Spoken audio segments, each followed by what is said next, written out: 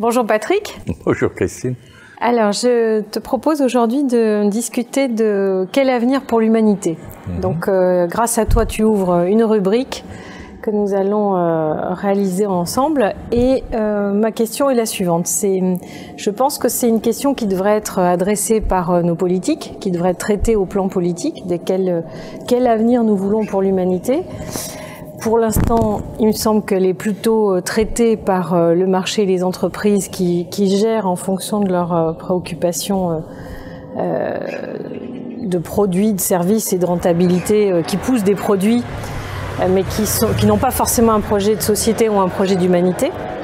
Et on observe deux grandes tendances. On observe des millions et presque des milliards de dollars qui sont donnés au transhumanisme pour donc soit robotiser l'humain, soit humaniser le robot, et une autre tendance qui s'avère être beaucoup plus spirituelle.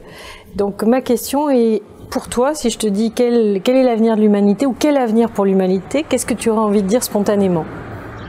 Je dirais que effectivement il y a une alternative qui se profile de plus en plus entre les courants de type transhumanisme que tu évoques, donc de post-humanité, et puis ceux que j'appelle de pleine humanité, qui existent aussi. J'ai la chance, par exemple, de participer à un réseau international des dialogues en humanité qui est en plein sur ce terrain-là, mais ça progresse dans d'autres milieux. Là, je rentre du Forum social mondial de Tunis, et cette question-là, d'investir pleinement la mondialité, de ne pas confondre mondialisation, qui est devenue synonyme de globalisation financière, et de mondialité, pour reprendre le terme d'Édouard Glissant.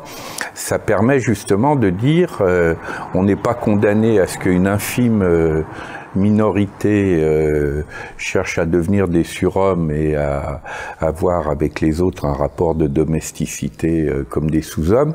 Il est au contraire possible, y compris d'aller utiliser l'aspect positif des grandes mutations technologiques, révolution numérique, révolution du vivant, etc., mais au service de la pleine réalisation d'une humanité. Le mot de pleine humanité, il est à ce moment-là dans les différents sens du terme. C'est à la fois le droit de tout être humain de vivre pleinement son humanité, donc sortir de la lutte pour la survie et de la sous-humanité, mais aussi la capacité à développer pleinement l'ensemble de ses potentialités créatrices, y compris sur le plan spirituel. Parce qu'une question évidente qui arrive quand on parle de transhumanisme, c'est la question de l'eugénisme. C'est-à-dire que si on a une partie de l'humanité qui devient donc supra par rapport à ce que nous sommes en termes de capacité, nous-mêmes allons devenir des sous-hommes. Et alors les personnes qu'aujourd'hui on peut nommer de toutes les qualifications, mais que concrètement pour la plupart des gens on parque à l'extérieur, donc que ce soit les personnes handicapées, les personnes ayant le moindre défaut par rapport à la normalité sont quand même sous-humaines, puisqu'elles n'ont pas exactement les mêmes droits. Donc on peut se poser la question de ces deux humanités, qu'est-ce qu'elles deviendraient? Donc ça, c'est quand même la crainte que nous avons tous, en tout cas si on se questionne là-dessus. Et donc en quoi est-ce que tu penses que cette mondialité pourrait être une réponse à cette crainte-là, cette crainte d'eugénisme?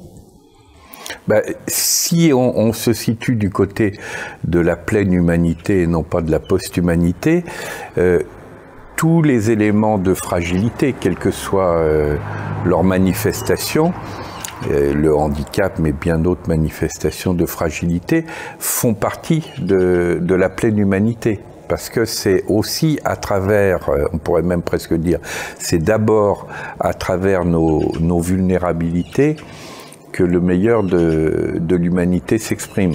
Alors je sais bien que si je dis ça, je vais avoir droit immédiatement à l'objection « on n'est pas dans un monde de bisounours » et je réponds régulièrement « est-ce que vous préférez celui des brutes à claques ?» Parce que l'injonction « on n'est pas dans un monde de bisounours » comme évidemment personne ne peut dire « si on est dans un monde de bisounours », elle interrompt tout échange. Donc moi je réponds « est-ce que vous préférez un monde de brutes à claques ?» ah non, bon, ben alors 1-0 la balle au centre, partout la balle au centre plutôt, on peut reprendre l'échange.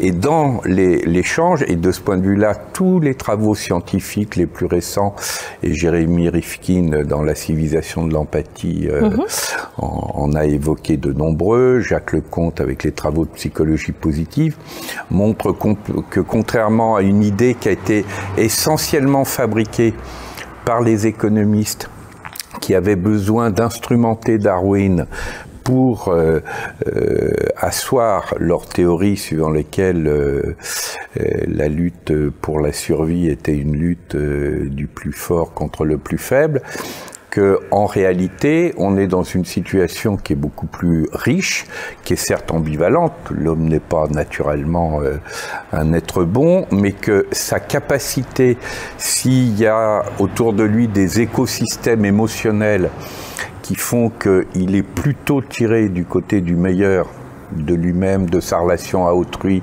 à l'univers et au temps, plutôt que du côté du pire de sa propre inhumanité, les conditions permettent à ce moment-là d'aller vers cette pleine humanité. Et d'ailleurs, quand on se pose la question, on avait fait le titre d'un livre provocateur, pourquoi ça ne va pas plus mal, hein, qu'est-ce qui fait que on passe pas notre journée en se disant mince, au coin de la rue il va y avoir un serial killer, ou je vais me faire voler, ou j'ai peur pour mes enfants, etc.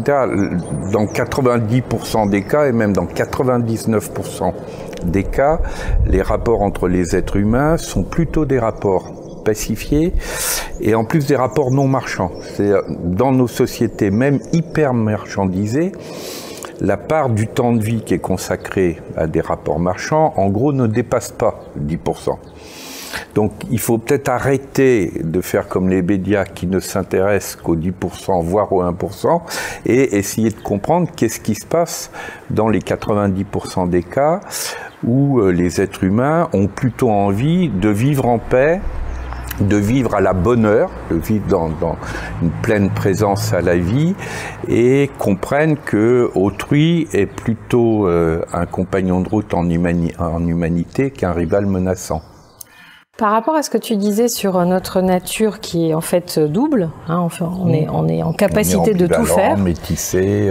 C'est un peu comme la génétique et l'épigénétique, c'est-à-dire que c'est à partir d'une nature initiale, c'est essentiellement la manière dont on va être éduqué et dont on va être orienté qui va permettre de manifester quelque chose plutôt qu'autre chose. Et donc là, dans cette question sur cet avenir d'humanité que nous pourrions souhaiter, la première chose, c'est comme tu le disais, c'est d'affirmer haut et fort qu'on peut mettre comme première valeur l'amour et arrêter d'en avoir peur. Hein, on a déjà eu partagé ça à un autre endroit. Deuxièmement, donc effectivement, faire la chasse au monde des bisounours parce que ça suffit, et d'assumer que peut-être qu'on a tous envie de ça et de l'assumer. Et donc ce que tu es en train de montrer, c'est le poids des conditionnements et des représentations qui nous empêchent tout simplement de manifester l'essentiel de ce qui nous anime. Et si nous nous autorisions à manifester cet essentiel-là, ça nous donnerait de façon majoritaire une vision de l'humanité souhaitée, donc cette humanité dont tu parles, que tu as saisie, enfin cette manière de la saisir au Forum mondial. Et partant de cette volonté que ça soit une humanité qui se développe dans toutes ses composantes, mais en privilégiant quand même malgré tout le bonheur, le bien-être, la paix, etc., ça permet aussi d'endiguer autrement les dysfonctionnements, et en tout cas qu'on n'aille pas forcément vers cette post-humanité qui sera destructrice pour la majorité de l'humanité. Oui, tout à fait. On dit souvent avec Abdenour Bidar, avec lequel on a initié un mouvement qu'on appelle le mouvement du 11, parce que on se donne rendez-vous tous les 11 du mois pour faire vivre l'esprit de fraternité, qu'il n'y a pas un seul dérèglement climatique qui serait celui du réchauffement. Il y a aussi la glaciation qui est du côté de la climatologie émotionnelle et relationnelle.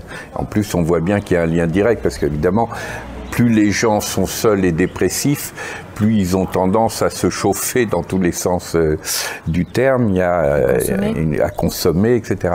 Et l'une des façons, pour le coup très concrète, de lutter contre le dérèglement climatique global, c'est de hausser le niveau de la qualité relationnelle et émotionnelle. Il faut construire une alternative à ce que William Reich appelait la peste émotionnelle dans Psychopathologie du fascisme. C'est aussi pour ça que je dis souvent choisir d'être heureux est un acte de résistance politique, parce que tu démarrais par la question politique et tu as tout à fait raison. Normalement, la grande question politique du devenir de l'humanité, c'est celle du frater, parce que frater, au début, ça veut dire genre humain, et c'est bien l'enjeu de l'esprit de fraternité de l'article 1er de la Déclaration des droits de l'homme. Comment l'humanité devient un sujet conscient de sa propre histoire, un sujet positif de sa propre histoire. Parce qu'on peut dire qu'avec Auschwitz et Hiroshima, l'humanité est devenue sujet négatif de sa propre histoire. Elle est devenue sujet. Avant, l'humanité, pour l'essentiel, était un simple contenant abstrait. Et puis, avec Auschwitz et Hiroshima, l'humanité a pris conscience qu'elle pouvait se détruire, soit biologiquement, Hiroshima, soit moralement, spirituellement, Auschwitz. Et le mouvement inverse, il est venu assez vite, puisque la Déclaration universelle des droits de l'homme, il constitue le mouvement du côté de l'éros, du côté de la force de vie, face à Thanatos. Et l'alternative entre pleine humanité et post-humanité, elle est du même ordre, c'est-à-dire comment on est du côté des forces de vie.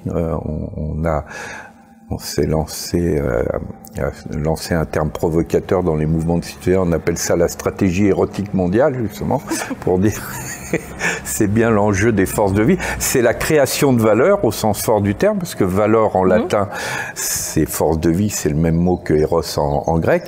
Donc, au lieu d'être en permanence dans la novlangue de l'économiste dominant qui nous disent, par exemple, que seules les entreprises créent de la valeur et réduisent la valeur à des flux monétaires, le value for money de la langue du business, nous disons, nous sommes des créateurs de valeur comme force de vie, comme les deux forces de vie principales, c'est d'un côté la nature et de l'autre côté les humains et leur combinaison sur les territoires, l'objet d'une stratégie érotique mondiale, c'est une création massive, une co-création, parce que il n'y a pas de création ex nihilo, l'univers nous est donné, la vie nous est donnée, l'intelligence nous est donnée, donc on part d'abord d'une posture de don, mais on est co-créateur et transformateur dans cet univers, et à ce moment-là, oui, on peut dire que nous sommes co-créateurs de valeur, et là, il y a un avenir infiniment plus riche que celui de la post-humanité, qui réserve à une infime minorité,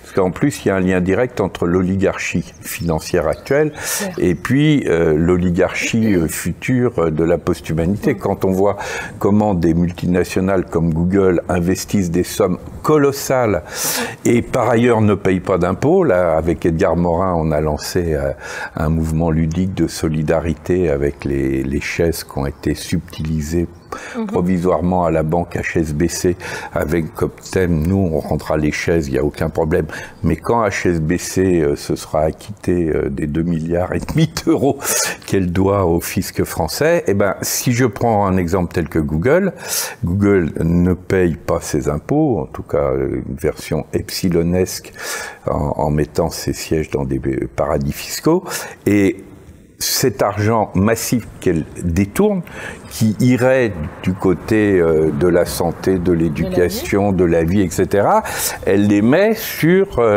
ces acteurs qui seront forcément une infime minorité, et j'ajoute qui de toute façon seront confrontés à la question majeure du sens de la vie, de la mort, du désir, etc. Parce que même s'ils vivent 1000 ans, hein, c'est Laurent Alexandre qui passe son temps dans les conférences à dire l'homme qui vivra 1000 ans est peut-être présent dans cette salle, ben, l'homme qui vivra 1000 ans, il sera toujours confrontés à la question du sens, du désir, de l'amour, etc. Sauf que ça ne sera pas les mêmes questions, parce qu'effectivement, toutes les questions d'avoir des enfants, l'amour et autres seront posées autrement, parce qu'on a quand même un réflexe à avoir envie d'avoir des enfants autre que le côté amour, pour des raisons d'espèce et de se perpétuer. On vit 1000 ans, on aura quand même d'autres configurations. Mais c'est pas tout à fait le... Oui, mais c'est quand même, si on revient sur la question de la naissance, l'une des mutations absolument radicales dans l'histoire du vivant, c'est l'invention de la reproduction par sexualité.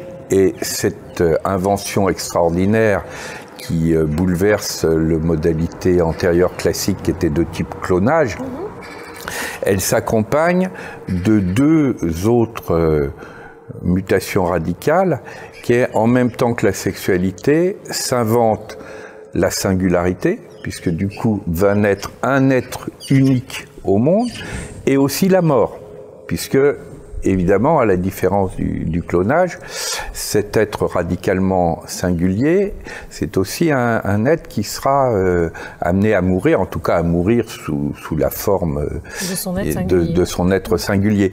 Mais ça veut dire que renoncer, par exemple, à une naissance sous les modalités sexuelles, d'une certaine façon, c'est est-ce que vous êtes prêt aussi à renoncer à la singularité et à la sexualité? C'est la trilogie. Sexualité, singularité et mort vont ensemble. Ça fait beaucoup comme renoncement pour des gens qui prétendent... Sauf que c'est vrai qu'un continuum de 90 ans et un continuum de 1000 ans, automatiquement, les gens ne vont pas vivre ces catégories de la même manière. C'est évident. Alors, bon, là pour l'instant on n'y est pas, mais c'est un des possibles. C'est un des possibles. En revanche, ce qu'on peut se poser comme question, c'est, imaginons le pire qui est un des possibles, donc cette post-humanité qui a les moyens de ses ambitions, hein, en tout cas, donc c'est elle qui prend le pas. Quelle est la marge de manœuvre pour les autres? D'abord, je pense qu'elle ne prend aujourd'hui le pas que parce qu'elle dispose de moyens financiers considérables qui résultent d'une extorsion massive. Parce que si elle n'avait pas ces moyens financiers, elle n'aurait pas non plus les moyens d'investir uniquement dans les technologies qui lui paraissent adéquates avec son propre fantasme de post-humanité. Et c'est la raison pour laquelle on a lancé, et c'est directement issu du Forum social mondial, cette campagne mondiale contre l'évasion fiscale. Parce que le simple fait, par exemple, de casser le poumon de l'évasion fiscale que sont les paradis fiscaux, y compris d'initier, on en aura besoin, une fiscalité mondiale. Par exemple, on en a besoin sur le climat, etc. C'est-à-dire, on a de fait déjà une forme de gouvernance mondiale qui est celle de l'oligarchie financière, et on a besoin de faire monter une gouvernance mondiale démocratique. C'est ça.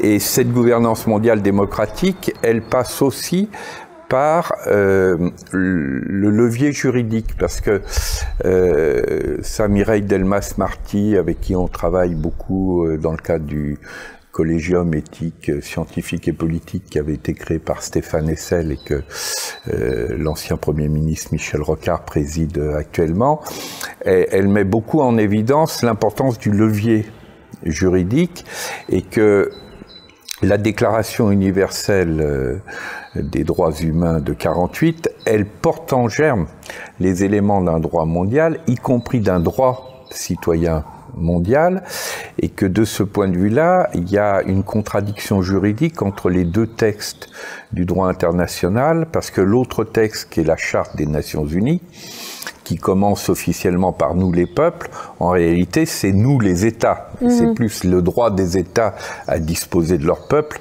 que l'inverse.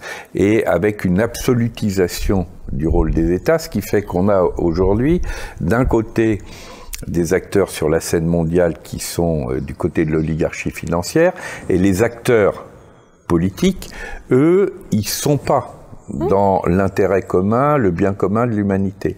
Donc effectivement, c'est l'émergence de ce qui est plus simplement une société civile mondiale, mais ce qu'on appelle par exemple dans le pacte civique une société civique mondiale, c'est-à-dire la partie de la société civile qui prend conscience que il n'y a pas que des problèmes sectoriels, il y a bien un problème de bien commun général, y compris comment est-ce que l'humanité se prend pour elle-même comme bien commun, et à construire un politique renouvelé qui part d'un changement absolument radical, qui vient du fait que quand on pose la question politique par excellence, qui est la question de la défense, parce que le politique, il est constitué par deux grandes questions, la question de l'avenir, c'est le lien avec ce que tu évoquais sur l'éducation, et la question comment on fait face à la violence. Bon. Or, le politique classique, il s'est constitué dans un rapport d'adversité par rapport à des ennemis, des barbares, des étrangers qui étaient extérieurs à la communauté politique ou la communauté de croyants. Donc, on civilisait, on pacifiait une tribu, une cité, un État, un empire, mais c'était toujours par rapport aux barbares. Quand on se place à l'échelle mondiale, si on pose la question « l'humanité est-elle menacée de destruction ?» La réponse est hélas oui, mais est-ce qu'elle est menacée de destruction par des barbares extraterrestres? Non. Évidemment non. Donc elle est menacée par sa propre inhumanité. Donc ça veut dire qu'il n'y a de politique possible au niveau mondial qu'un politique qui renoue avec ce que les traditions de sagesse et les traditions spirituelles nous disent, elles, depuis des siècles et même des millénaires, à savoir qu'il y a bien un problème de barbarie, mais que c'est pas un problème extérieur, c'est un problème intérieur. Et là, on retrouve y compris les grandes questions, même celles de Platon, sur...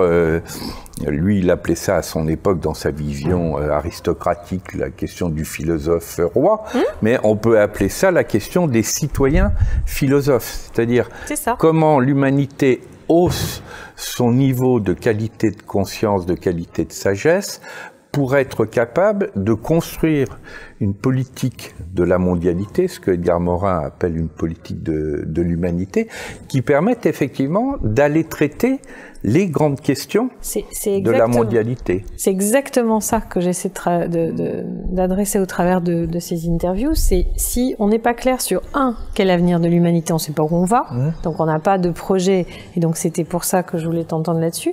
Et deux, on n'a pas d'autre avenir qu'une gouvernance mondiale. Sauf que dans l'état de conscience de nos gouvernants actuels, on ne peut pas espérer une gouvernance mondiale de nos gouvernants actuels. Donc la seule issue, elle est si tu préfères, on n'a pas une crise de représentativité pour une seule raison, elle est pour plein de raisons, mais notamment qu'on a une certaine partie des citoyens qui ont un niveau de conscience supérieur par rapport aux gens qui les représentent. Donc il y a un problème. Et on ne peut pas envisager de gouvernance mondiale si on n'a pas une qualité de sagesse. Pour ça que c'est tout à fait le roi sage et philosophe dont on a besoin. Mais c'est de ça dont on a besoin. Sinon, on va vers 1984 et on y va à grands pas avec Big Data et compagnie. Donc la raison de cette chronique, c'est ça. C'est de se dire, essayons de prendre conscience que tout est interconnecté. Si nous n'avons pas de vision claire de vers où nous voulons aller, on va nourrir de façon agissante ou par défaut d'autres types de modèles, post-humanité ou autre chose. Et si nous ne prenons pas la responsabilité de notre citoyenneté et d'une citoyenneté consciente, éclairée et sage, et qu'on ne pousse pas la qualité de gouvernance, on va avoir certes une gouvernance mondiale de facto, parce que les marchés rencontrent, comme on l'a vu, comme tu le dis, l'oligarchie, les problèmes de dette, etc., etc. Enfin, tous ces éléments mélangés qui font que l'argent est de plus en plus concentré en des petites mains, que les États n'ont plus les moyens de ce qu'ils essaient de faire, et que par conséquent, au bout d'un moment, on va essayer de rationaliser d'une manière ou d'une autre l'argent. Mais comment peut-on le faire avec des banques privées qui, effectivement, vont aller chercher les paradis fiscaux pour s'en sortir? Donc, si on n'a pas une gouvernance mondiale sur tous les plans, on peut pas trouver de solution. Mais si on n'est pas clair sur le projet et si on n'est pas clair sur des acteurs qui ont une qualité de conscience, une qualité de cœur particulière, on va faire un peu plus de post-humanité ou d'autres choses. Donc, c'est bien cette intrication et cette imbrication ou, comme tu le disais tout à l'heure, on a beau tout savoir écrit, pousser les lignes pour essayer de faire réfléchir,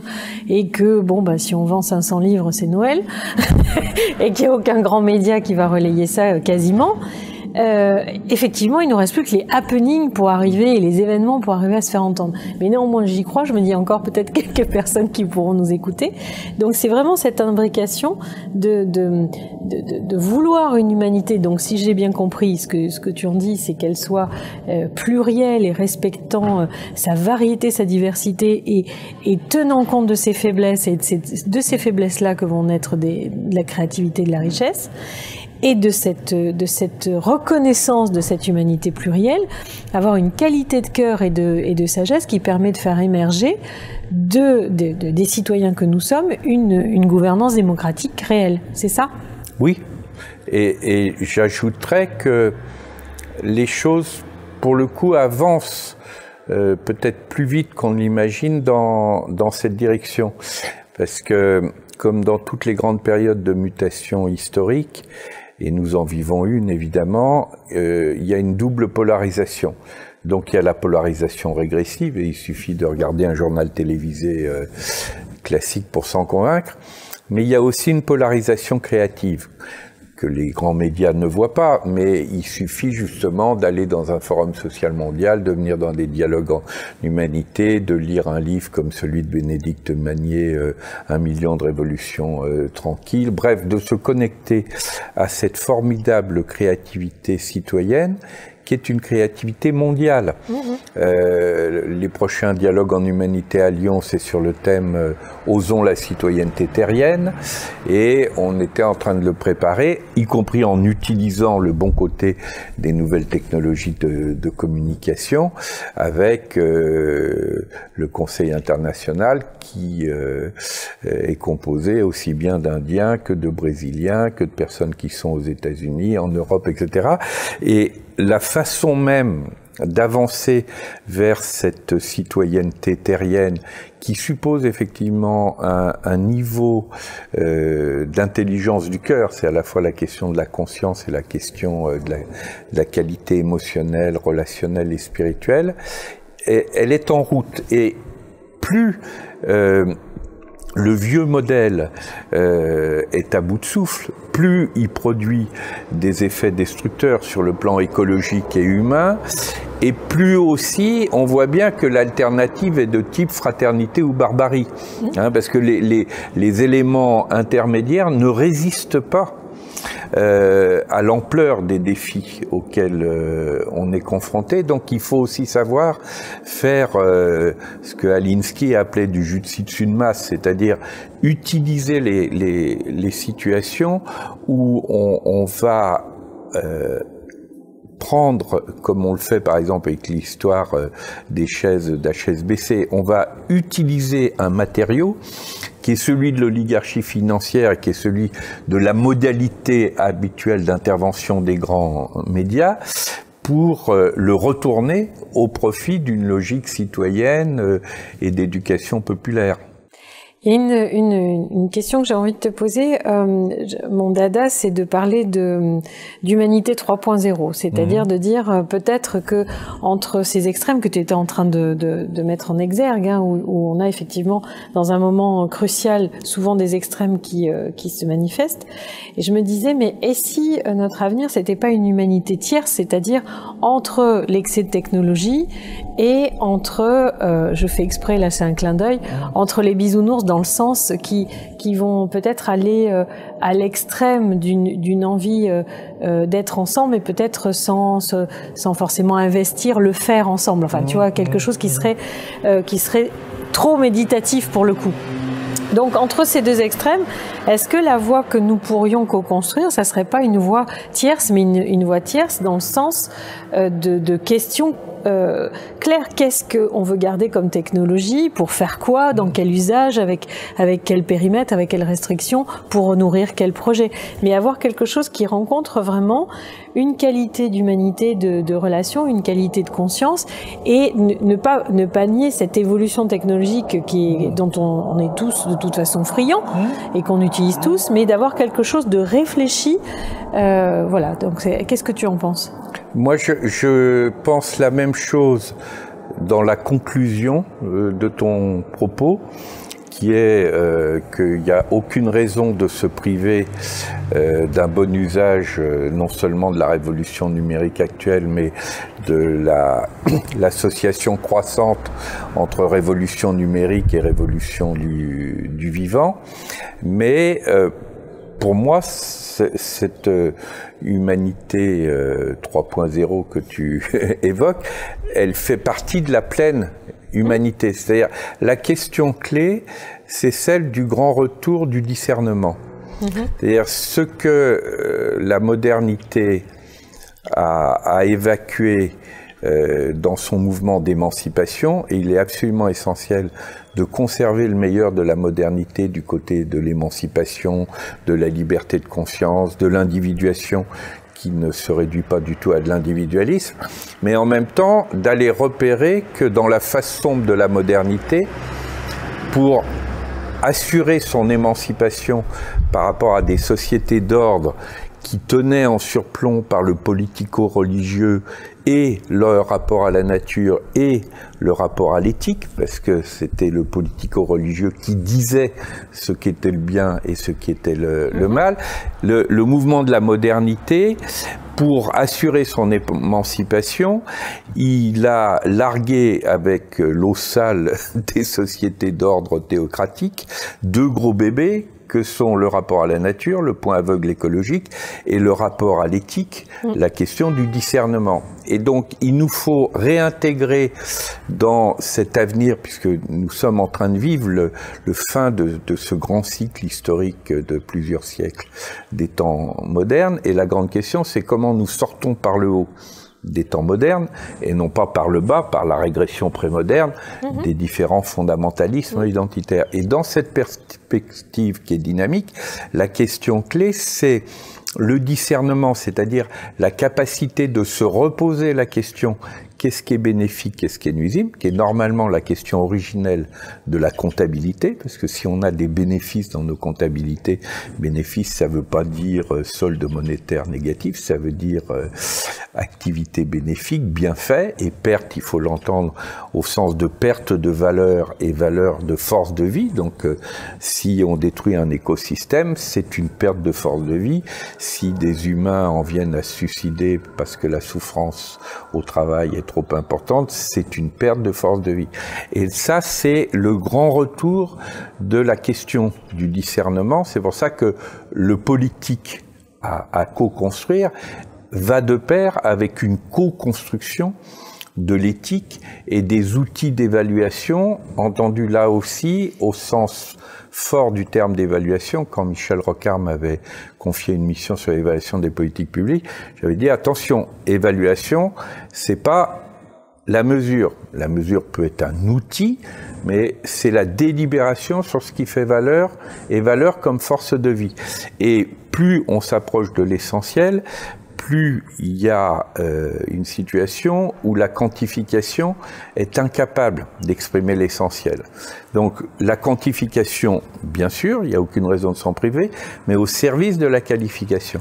Et si je repars de ta question, il n'y a aucun problème pour dire mais oui, nous allons utiliser dans la révolution numérique, dans la révolution du vivant, quantité d'opportunités qui font qu'effectivement l'humanité s'élève en qualité de conscience, en qualité de connaissance, en qualité de relation. Il n'y a aucune raison de s'en priver. Par contre, il n'est pas question de prendre n'importe quoi du point de vue des usages. Et là, c'est la question du discernement. Et à ce moment-là, je suis tout à fait d'accord avec toi pour dire ce qui fait partie du 3.0 du côté de la pleine humanité, tout à fait d'accord pour le prendre en compte, mais on n'est pas en quelque sorte dans un hybride où on serait obligé d'accepter une partie du chemin de la post-humanité. C'est là mon petits différends. Mais c'est le discernement dont tu parles. En fait, quand je propose cette tierce voie, ça veut dire une tierce voie qui est réfléchie, donc avec discernement.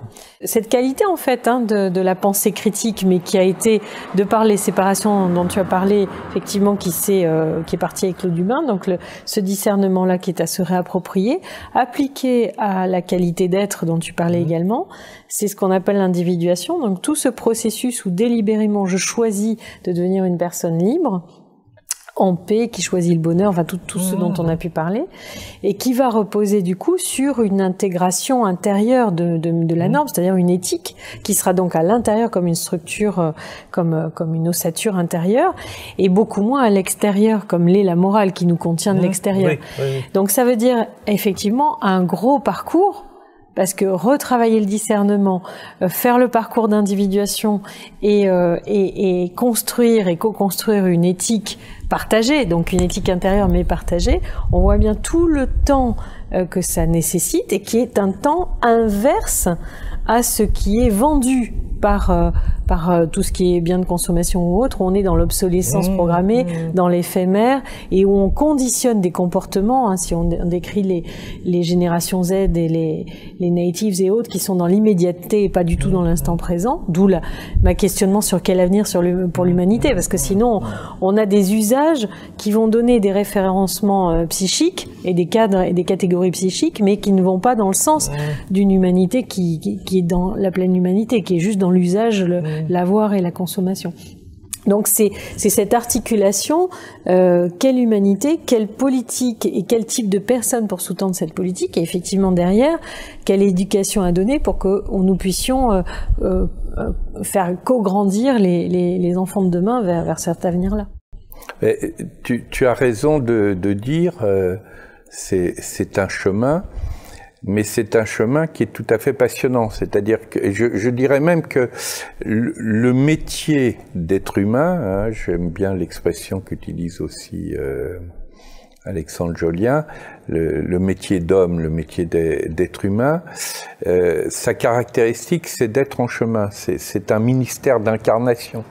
L'humanité, on aura tout le temps de savoir dans les métamorphoses dont la mort est un des éléments, si il y a d'autres règnes, et par exemple quelque chose qui ressemble au règne angélique, mais pour le moment, en tout cas, notre métier d'être humain, c'est d'être dans ce ministère d'incarnation, d'accepter le métissage, et ce chemin, à ce moment-là, il peut être passionnant, c'est-à-dire l'art de vivre à la bonne heure, c'est aussi l'art d'épouser pleinement la condition humaine, y compris justement dans sa vulnérabilité, y compris dans sa finitude. Autre débat majeur avec les courants de la post-humanité, parce que qui refusent ça. Voilà, et loin que la mort soit à ce moment-là le contraire de la vie, elle peut être, comme le disent d'ailleurs maintenant les biologistes contemporains comme Jean-Claude Ameisen, la sculpture du vivant. Et elle renoue à ce moment-là avec les traditions de sagesse. Quand Confucius et Sénèque disaient « vis comme tu aimerais avoir vécu », c'est la représentation de notre finitude qui nous amène aussi à vivre intensément cette vie-là. Qu'est-ce que je vais choisir de sculpter? Comment faire de notre vie une œuvre? Pour reprendre une grande question que pose Hannah Arendt dans La condition de l'homme moderne, sortir des civilisations du travail et du labeur pour aller vers des civilisations de l'œuvre, des civilisations du métier au sens de ministère mystérieux de projet de vie. Et ça, c'est une perspective qui est absolument passionnante parce que le chemin lui-même, non seulement c'est une aventure personnelle, passionnante, mais autrui devient un compagnon de route dans ce chemin-là.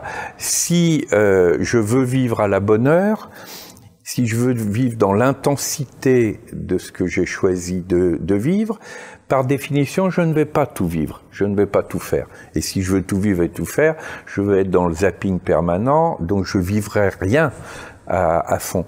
Donc, choisir de vivre à la bonne heure, c'est choisir de ne pas tout vivre, accepter de ne pas tout vivre, mais inversement, ce que l'on vit, de le vivre intensément. Mais à ce moment-là, mon rapport à autrui se trouve modifié. Si je veux tout vivre, autrui va être forcément un rival. Si j'accepte de ne pas tout vivre, autrui devient un compagnon de route parce que c'est grâce à autrui que je vais avoir accès à des saveurs de vie que je ne connaîtrais pas directement. Et à ce moment-là, c'est mon rapport à moi-même, c'est mon rapport à l'univers et c'est mon rapport à autrui qui se trouve transformé. Et cette transition vers des sociétés du buen vivir, que le Forum social mondial de Belém a mis en perspective, il est déjà là, c'est-à-dire, pour ça que je dis souvent, choisir d'être heureux est un acte de résistance politique. Parce qu'on peut montrer que toutes les grandes fractures, qu'elles soient écologiques, qu'elles soient sociales, avec les 67 personnes qui ont les revenus de 3,5 milliards d'êtres humains, qu'elles soient financières, avec le fait que sur 4 000 milliards de dollars qui s'échangent quotidiennement sur les marchés financiers, il n'y en a que 2% qui correspondent à des biens et des services réels. Chiffre donné par Bernard Liétard, un des anciens responsables de la Banque centrale de Belgique. Eh bien, derrière toutes ces grandes fractures, ces grandes insoutenabilités, il y a un couple qui est formé par la démesure et le mal-être. Évidemment, le couple alternatif positif, il est du côté de la frugalité comme alternative à la démesure, mais il est tout autant du côté de l'art de vivre. Et c'est très important de travailler cette dimension du buen vivir et de dire, sans attendre, nous allons constituer un réseau qui est un réseau mondial de groupes et de personnes qui s'aident mutuellement à vivre à la bonne heure. Et à ce moment-là, on inverse la charge de la preuve, c'est-à-dire, comme on dirait au poker, servi. Nous, de notre côté, ça va bien. Et à ce moment-là, on va dire au brutaclac,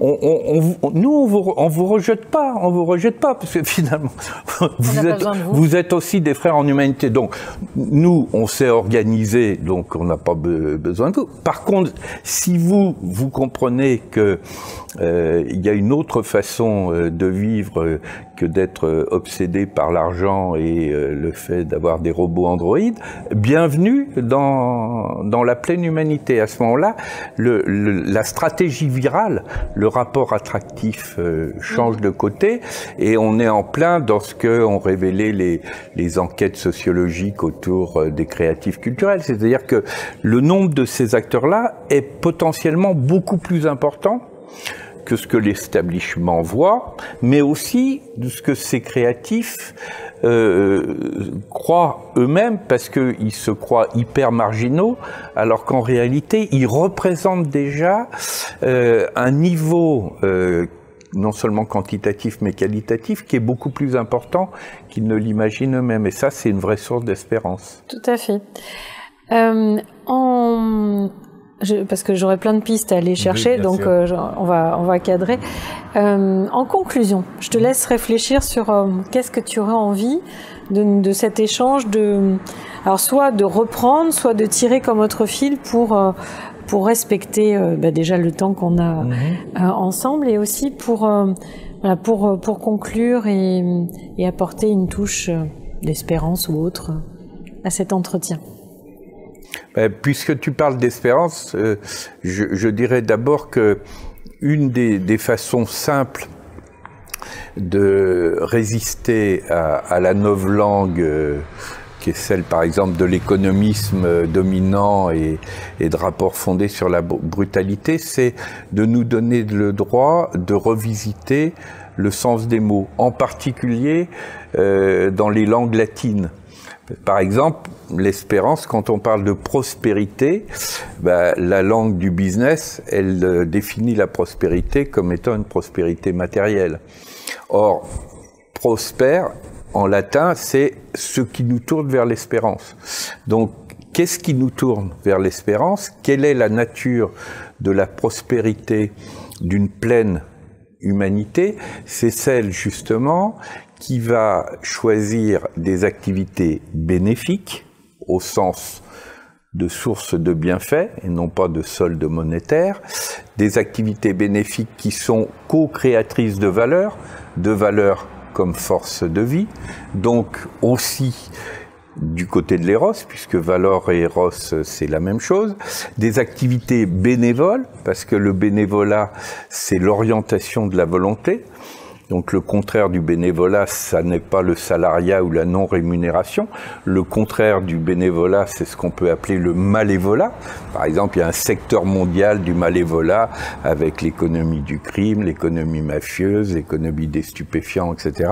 Puis entre les deux, il y a un secteur qui ne dit rien de la nature de sa volonté, mais simplement est-ce qu'il rapporte ou est-ce qu'il perd de l'argent.